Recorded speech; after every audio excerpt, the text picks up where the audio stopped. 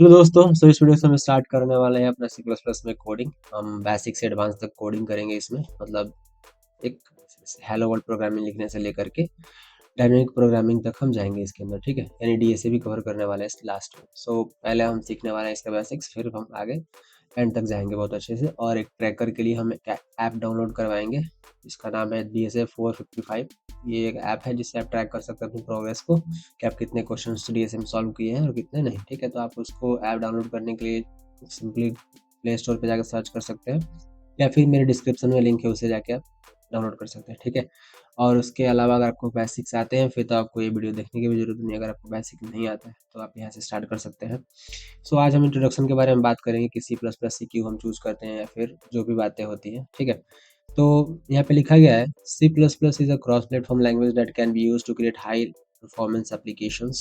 सी plus plus world famous है, यानी कि हर कंपनी हर देश में इसका यूज़ होता है, ठीक है। तो ऐसा नहीं है कि अभी कुछ नए टेक्नोलॉजीज़ आ गए हैं तो उस पे भी मूव ऑन हो रहे हैं कंपनीज़, बट हाँ, अभी भी कंफर्टेबल है सी प्लस प्लस, आप सीख सकते हैं। ये लगभग 1918 के आसपास इसका डेवलपमेंट हुआ था सी प्लस प्लस का। एक तरह से सी का एक्सटेंशन है, मान के चलिए। इसमें 5 मेजर अपडेट आए थे, आप देख सकते हैं 2011 में, 2014, 17, 20 एंड 2023 में आया है, ठीक है। तो ये मेजर अपडेट है इसके अंदर। हम सी प्लस प्लस क्यों यूज़ करते हैं, तो आपको मैंने बताया कि ये वर्ल्ड का मोस्ट पॉपुलर प्रोग्रामिंग लैंग्वेज एक समय पे था, अभी फ़िलहाल तो नहीं है। इसका यूज़ बहुत जगह होता है, गेमिंग में भी हो गया, ऑपरेटिंग सिस्टम में भी हुआ, गूगल के द्वारा यूज़ किया जाता है इसका अपने क्रोम ब्राउज़र का जो इंजन है उसके लिए कोडिंग में, ठीक है। जीपीयूज़ के अंदर बहुत ज़्यादा यूज़ होता है, ठीक है, उसके अंदर जो प्रोग्रामिंग्स होते हैं।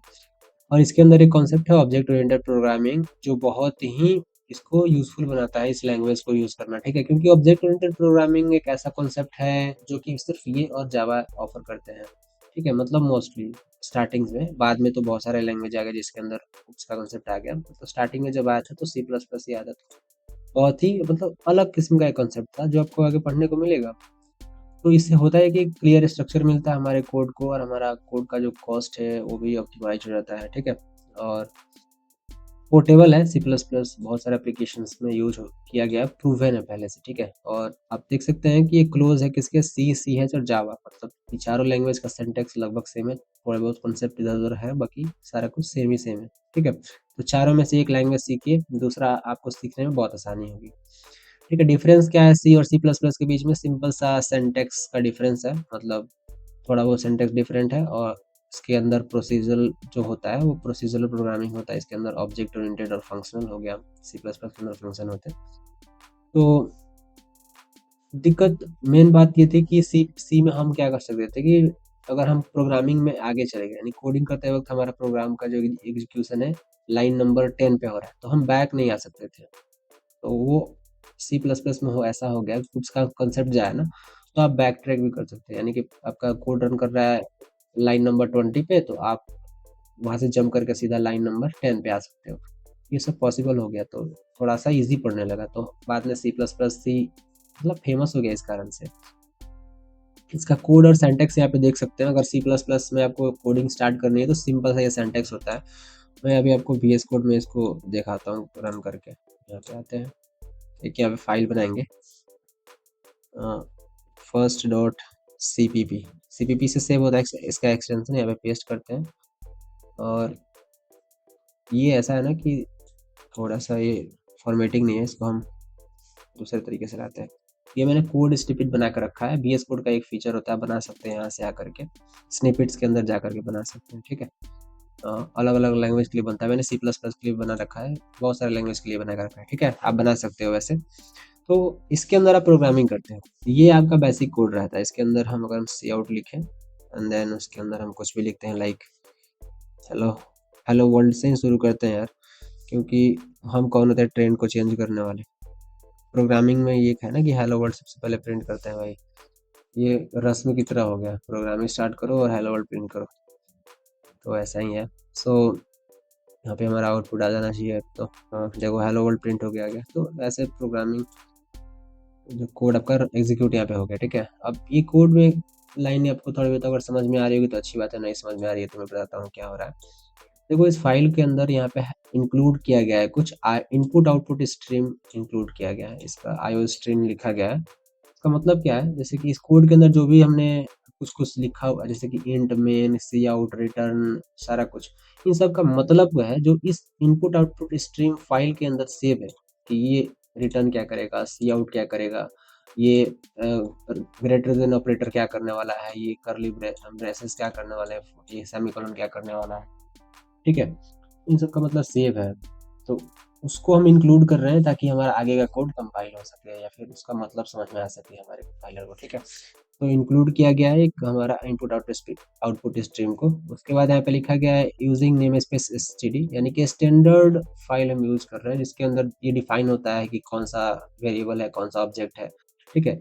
अगर ये डिफाइन ना करे तो हमको फिर यहाँ पे हर सी आउट सी इन ऑपरेशन के पहले हमको std और स्कोप रेजोल्यूशन ऑपरेटर लगाना पड़ेगा। तो इससे बचने के लिए हम सिंपली क्या करते हैं, पहले ही डिक्लेयर कर देते हैं कि हम स्टैंडर्ड फाइल यूज कर रहे हैं ताकि बार बार लिखना ना पड़े, ठीक है। ओवरहेड हो जाता है वैसे। यहाँ पे एक फंक्शन बना हुआ है मेन फंक्शन जिसको बोलते हैं, हर प्रोग्रामिंग के मतलब हर कोड के अंदर ये रहेगा, हर फाइल के अंदर एक मेन फंक्शन बनेगा। उसका टाइप दिया गया है यहाँ पे इंटीजर टाइप है। ये टाइप क्या होता है आपको बाद में पता चलेगा, आप इतना समझ लीजिए कि उसका टाइप है, जैसे आपका टाइप है आप लड़के हैं लड़की हैं वैसे ही इसका भी एक टाइप है इंटीजर, ठीक है, इस मेन फंक्शन का। और फंक्शन डिक्लेयर करने के बाद आपको यहाँ पे दो छोटे ब्रैकेट है, स्मॉल ब्रैकेट एंड एक कर्ली ब्रैकेट के अंदर सारा कंटेंट लिखा गया, ठीक है। तो ये फंक्शन डिक्लेरेशन ऐसे होता है। फंक्शन के बारे में आप आगे भी बहुत डिटेल में पढ़ेंगे, तो मैं यहाँ पे सिर्फ आपको समझा रहा हूँ कि सब सारा कोड क्या है। अगर आपको एग्जैक्टली नहीं सभी समझ में आता है तो आप उसको समझ लो कि ऐसे ही हमको लिखना है स्टार्टिंग में, ठीक है। बाद में धीरे धीरे आपको समझ में आ जाएगा। और इस कर्ली ब्रेसेस के अंदर सी आउट एक लिखा गया है, मतलब कंसोल आउट, इसको सी आउट, काउट आपको दिख रहा है, सी ओ यू टी काउट भी बहुत लोग पढ़ लेते हैं लेकिन वो सही नहीं है, इसको हम प्रोनाउंसिएट करते हैं सी आउट। और एक सी इन भी होता है, जब यूजर से इनपुट लेना होता है तो हम सी इन यूज करते हैं, और कुछ भी हम यूजर से इनपुट ले सकते हैं, ठीक है। अब उससे पहले हमको वेरिएबल डिक्लेयर करना पड़ेगा। वेरिएबल क्या होता है हमें आगे पढ़ेंगे अभी। सपोज मैंने एक इंटीजर वेरिएबल डिक्लेयर किया इंट एच, ठीक है, और उसको मैंने सी इन यहाँ पे किया यूजर से, तो ऐसा होगा कि हमें यहाँ पे उसको डिस्प्ले भी करा सकते हैं, लाइक अगर हम चाहें तो। ओके, यहाँ पे कुछ फंक्शनलिटी डाल देते हैं, देखिए एंटर्ड वैल्यू लिख के और ऐसे करके दिखा सकते हैं हम। चलिए इसको एक बार रन करके मैं दिखाता हूँ और क्या है यहाँ पे। पहले तो हेलो वर्ल्ड प्रिंट होके आएगा, फिर हमसे एक इनपुट मांग रहा है, जैसे एच है तो हमने एच में यहाँ पे 2 एंटर करेंगे तो लिख के आएगा एंटर्ड वैल्यू 2।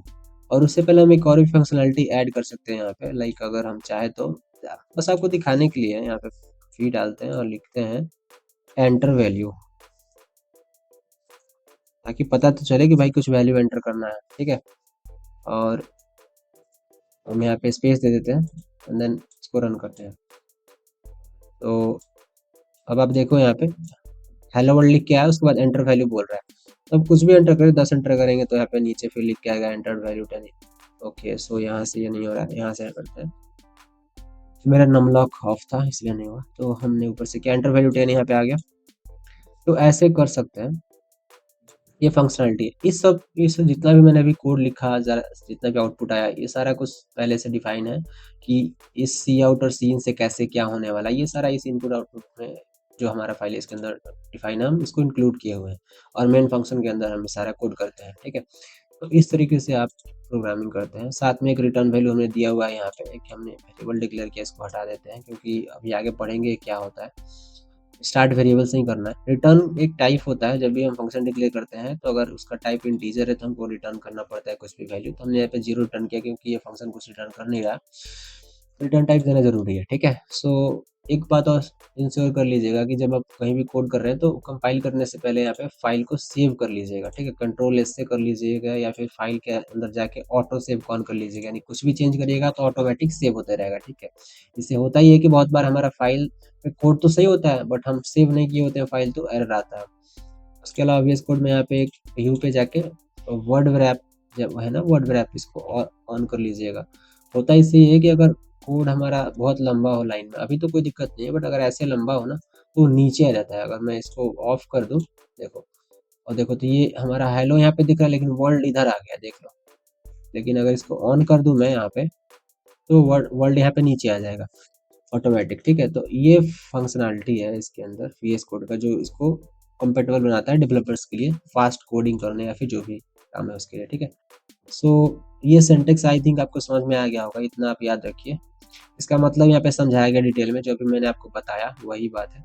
स्टेटमेंट्स क्या होते हैं, जैसे कि अभी हमने यहाँ पे स्टेटमेंट बहुत सारे लिखे थे, जैसे सी आउट हमने लिखा था, सीन लिखा था, तो जितने सारे हमारे लाइन्स होते हैं इनको स्टेटमेंट ही बोलते हैं, ठीक है। यहाँ पे लिखा भी गया है, the computer program is a list of instruction to be executed by a computer, ठीक है। तो the programming instruction are called statement, जो इंस्ट्रक्शन लिखे गए होते हैं कि ये काम करना वो काम करना, उसी को स्टेटमेंट कहते हैं, वही बात है। देखो नया लाइन लेने के लिए कुछ नियम्स होते हैं, अभी हमने यहाँ पे देखा, जैसे हम कोड यहाँ पे कर रहे थे, मैं दिखाता हूँ आपको।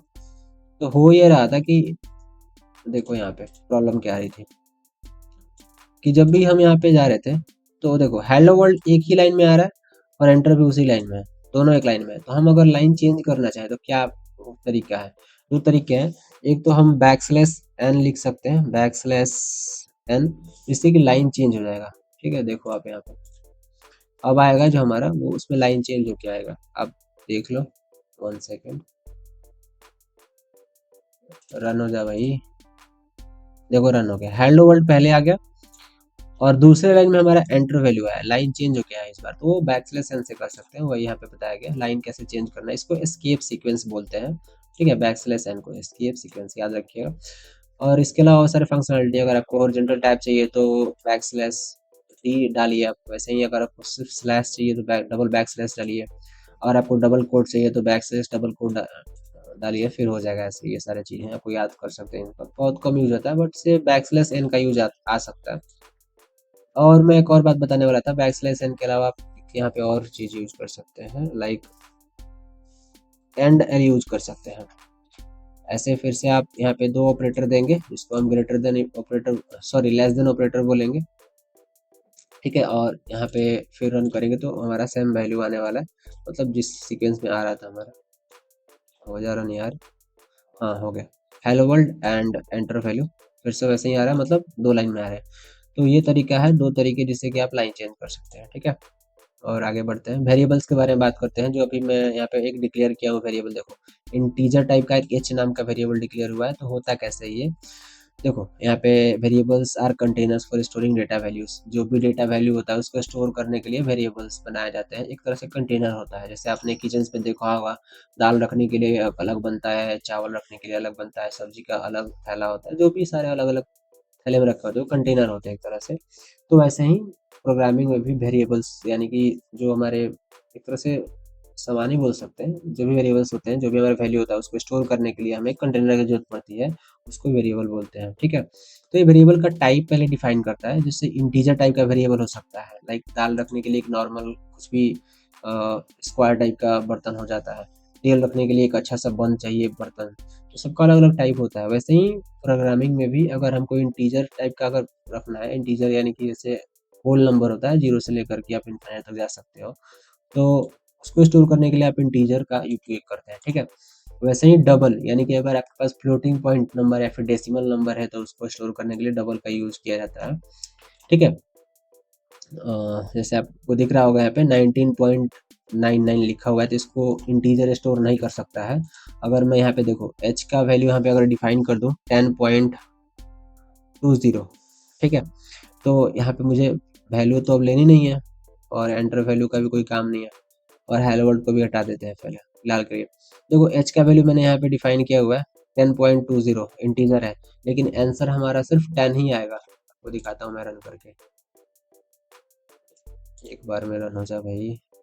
देखो एंटर वैल्यू इज 10, पॉइंट वाला जो वैल्यू था 0.20 वो नहीं आ रहा है, क्योंकि इंटीजर सिर्फ स्टोर करता है होल नंबर को, ठीक है, मतलब वो डेसिमल नंबर को स्टोर नहीं करता है। कैरेक्टर स्टोर करता है सिर्फ कैरेक्टर को, यानी कि ABCD अल्फ़ाबेट्स होते हैं उसको स्टोर करता है।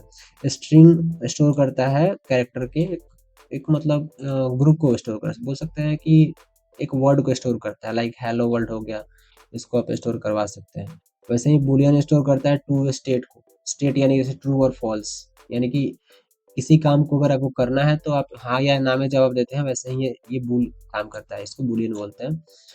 और ट्रू का मतलब होता है 1 और फॉल्स का मतलब होता है 0, ठीक है, यानी कि अगर 1 है तो वो ट्रू है, फॉल्स है यानी कि वो 0 इसका वैल्यू है, ठीक है।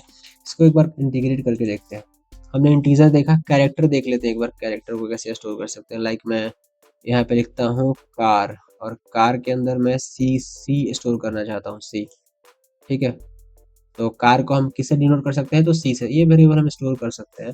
लाइक वैसे ही मैं अगर चाहूँ तो और कुछ स्टोर कर सकता हूँ। हाँ, वो हमारा स्ट्रिंग था ना, स्ट्रिंग के अंदर हम चाहे तो स्टोर करवा सकते हैं। मैं अपना नाम स्टोर करवाना चाहता हूँ, लाइक यहाँ पे अभिमन्यु। ठीक है, सो नाम स्टोर करवा सकते हैं। और ये सारे वेरिएबल्स को हम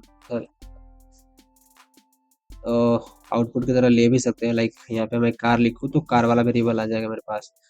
फिर अगर मैं यहाँ पे अपना नाम लिखूँ नेम, तो वो वेरिएबल भी आ जाएगा। आप देखो इधर, अभी मैं इसको रन करूंगा, सारा आ जाएगा हमारे यहाँ पे। देखो, एंटर्ड वैल्यू 10, उसके बाद सी एंड देन अभिमन्यु। अब देखो यहाँ पे क्या हो रहा है कि हमें बैकस्लैश एन देना पड़ेगा। ठीक है, क्योंकि तभी जाकर के लाइन चेंज होगा। एक्चुअली यहाँ नहीं देना है, यहाँ देना। और यहाँ पे बैकस्लैश एन काम नहीं करेगा, या फिर हो सकता है नहीं करेगा। देखो नहीं करेगा, तो यहाँ पे हमको एक एंड एल वाला जो मैंने आपको फंक्शन बताया, एंड एल करके, वो यहाँ पे यूज कर सकते हैं हम लोग। तब जा करके हम यहाँ पे लाइन चेंज कर सकते हैं। ठीक है, देखो अब ये अच्छे से दिख रहा होगा आपको। अब अगर हम रन करें तो अलग अलग लाइन में आएगा। देखो, एंटर्ड वैल्यू 10, देन सी, और देन अभिमन्यु। तो ये सारे वैल्यू आप स्टोर करवा के इसको आप यूज कर सकते हैं। ठीक है, आइडेंटिफायर्स क्या होते हैं? आइडेंटिफायर देखो, all C plus plus variable must be identified with unique names. देखो, जितने भी हमारे वेरिएबल्स होते हैं, ये नहीं कि मैंने कार यहाँ पे डिक्लेयर किया और फिर से कहीं और इसी फाइल के अंदर कहीं कार और डिक्लेयर कर सकते हैं, नहीं। एक बार कार आपने यूज कर लिया वेरिएबल के नाम में, मतलब कैरेक्टर में, तो आप उसको दोबारा यूज नहीं कर सकते हैं।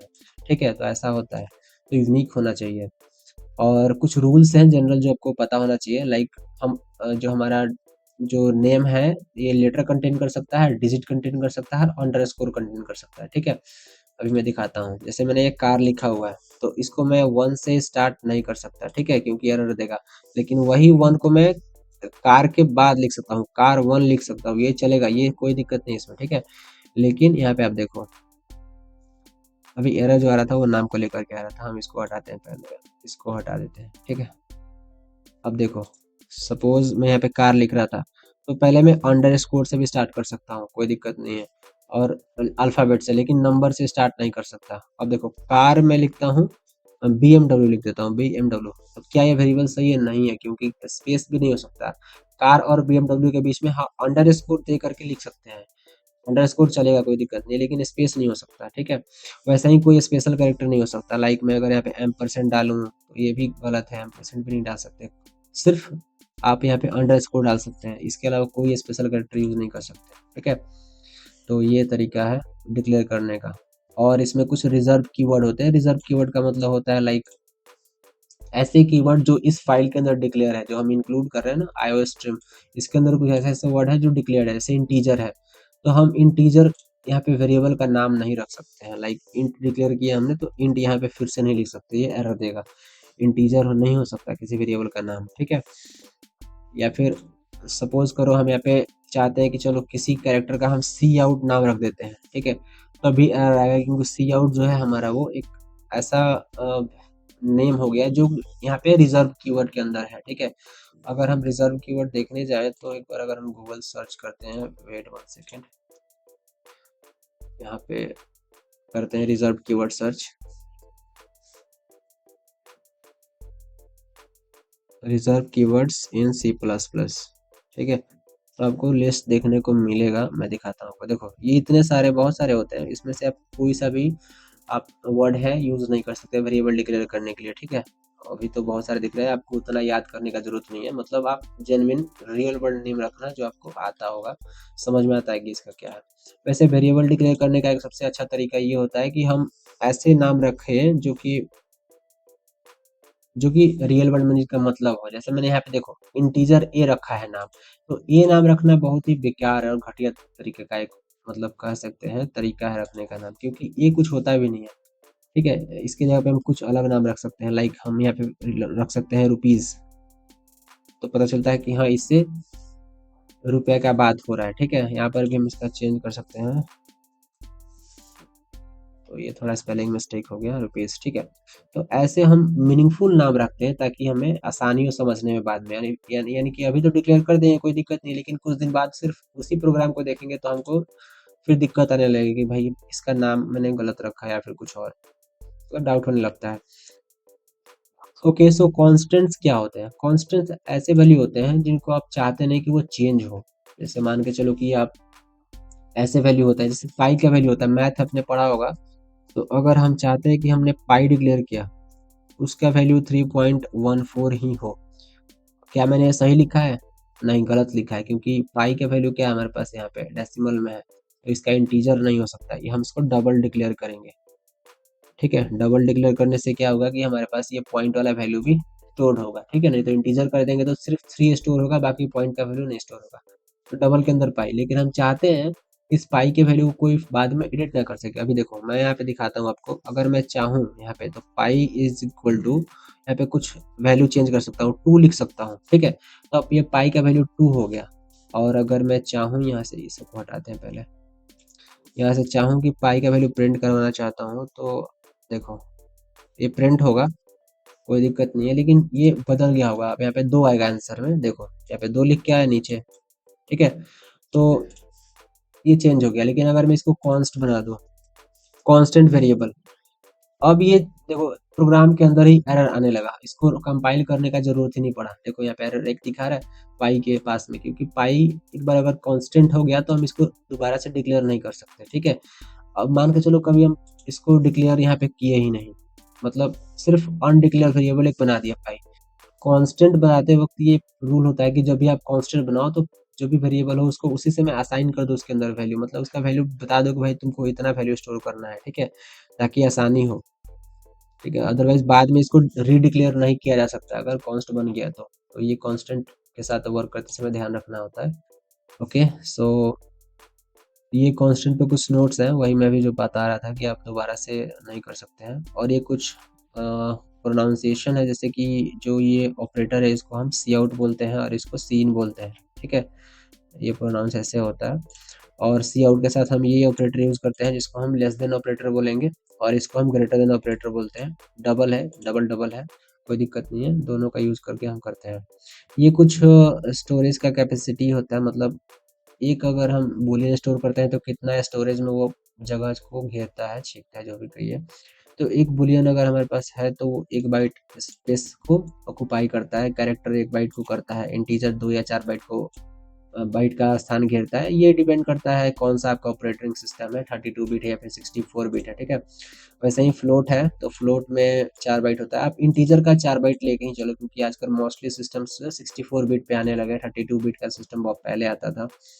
डबल है हमारा 8 बाइट लेता है। ठीक है, क्योंकि ये फ्लोटिंग पॉइंट स्टोर करता है इसलिए। तो ये कुछ साइज है। और स्ट्रिंग टाइप है, कुछ हमारे पास ऑपरेटर्स हैं जो हम अगले वीडियोज में पढ़ेंगे। तो नेक्स्ट वीडियो के लिए आप सब्सक्राइब कर सकते हैं हमारे चैनल को और नोटिफिकेशन ऑन कर सकते हैं, ताकि आपको हमारे अगले वीडियो का नोटिफिकेशन मिले जब हम ऑपरेटर पे वीडियो बनाएंगे। ठीक है, तो फिर इस वीडियो के लिए इतना ही, अगले वीडियो हम ऑपरेटर पे बात करेंगे। Okay, thank you.